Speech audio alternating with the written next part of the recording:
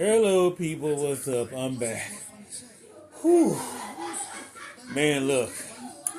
Number one, I am glad the game was over with. Let's start with that Great Lions victory, but you know what? I'm going to have to slide over real quick, folks. Give me 2 seconds here. I made a whole bunch of notes in the game today. Don't have no little happy and little stumbly fumbly, but here we go. Number one, Detroit defense, first half, we held them to doggone 2 first downs. Chicago to 2 first downs. Then the Caleb Williams becomes like 250 yards in the second half. Plus. Crazy. Crazy. Also, we have problem is, and I got to give the coach, the staff on offense a little discredit. You got to throw the ball on third down and short. I saw when they played late in the game, they should have audibled out of that run. I thought they knew it was coming. They should have went ahead and threw out of that. But another thing also, we have several key defensive players hurt. And we should have went more zone coverage in those situations. And man, these games in Chicago be sweating up as it is, man. Hold on, somebody had a comment here. And also, yeah, I'll address that. Somebody just put something on my Instagram addressing that, but I'll address what they said in a minute. I'm getting to that point. I got to work my way to that. Yeah, you think about it. Then we had Bates missed the field goal today. And if I tell you, the big thing was when Jahmyr Gibbs late in the first half, it looked like he was walking into an end zone.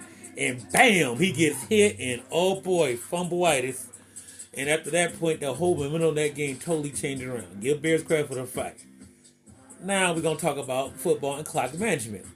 See, last week, so somebody addressed it on my Instagram feed here. I went to a high school football game involving Barry Sanders, son of all things, and his team screwed the clock management up. And I was just like, whatever, what you doing, man? Like, are you going to go ahead and just do something smart? Like you have one timeout left called timeout? No, they didn't do that. So no, that was not one of the smarter things they did. Well, so they had 25 seconds left. They run the ball twice, won the clock out. They went to overtime, scored the first in overtime. The other team game had scored, but there was Birmingham Grove. They went for 2 and got the 2-point conversion, didn't get the 2. The other team was the Orchard Lake St. Mary's, yes. They went for the 1 touchdown. They need extra point 1 there at the state title game. I think, if I'm correctly, will be tomorrow. It will be tomorrow, and I think that's actually the late game tomorrow at Ford Field in Detroit. So I'll be down there watching high school action, yes. Now, back to this Lions video thing. So I had to get off track there, but I'm saying that your clock management's bad. The Bears had a timeout, and they panic and try to go. Number 2, I didn't like that pass interference call on Vildor, but when you're a second backup corner, that's going to happen to you. But my other thing is also, when you have your backup CBs in there like that, you have to play zone. You have to play zone. You have to play some type of zone mix-up coverage. You can't go man across. They run cross pattern. Make it too easy. Our defensive line ain't on that level. We got to sometimes mix up coverage a little bit. Okay, coaches, not in the world. We don't have to play man-to-man all day long. Okay, that was a shout out. That was my criticism of about of our defensive coordinator and offensive coordinator. Catching breath. That game was a little took me out of me a little bit. Okay, about the Bears' clock management in the game. That just was horrible. Back again. I kind of got off track here. I'm still a little hyped up. You know, maybe this close to time. You got to do a better job of clock management. Because there's no way in the world they're supposed to get to that situation and you don't have a timeout in use and you had to go up with those some desperation throws to the end zone. You have the field goal unit on. That was very, very bad clock management by the Bears. Very, very bad defensive calls on the offense.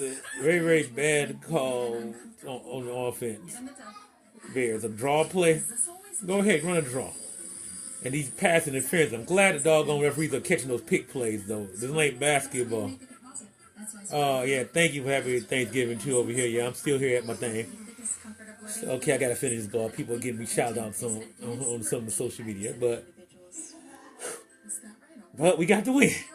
We're 11-1 for the first time ever in franchise history. So what else is next coming? Huh? Well, with all these injuries, usually we have a mini bye, but now we have to play it next Thursday. But it's here, It is here against the Green Bay Packers. We beat pretty easy last time, but doggone it, we look like a mash unit. Everybody's hurt, beat up, banged around. I'm gonna tell you right now, I suggest you guys get a couple days of rest off. Period. It's been rough. Those 4-day turnaround, especially when you have an early afternoon game, you won't get a full 4 days off. You get like 2, 3.5, really, maybe like 2.5. So everybody's kind of beat up, and I'm kind of glad this game over with. Because boy, I didn't want to go overtime. We were just beat up entirely. We got lost like 5 guys on defense, and I think we might have lost. I don't think we lost anybody on offense, but it's just like you gotta do things differently, though. Like I said before, we gotta win, but when we get that tight situation, and we got that guy, many guys hurt, we don't have our star corners in there. We gotta play some zone. But thank you, the Lions won. It's a division win. We are undefeated in division play. We only have one conference loss, one loss overall. That was the Tampa Bay. We're 11-1, and that one seed is still in our reach. And everybody's predicting our great collapse. So, for your haters on ESPN, holla at your boy. We about to win the Super Bowl. Bye.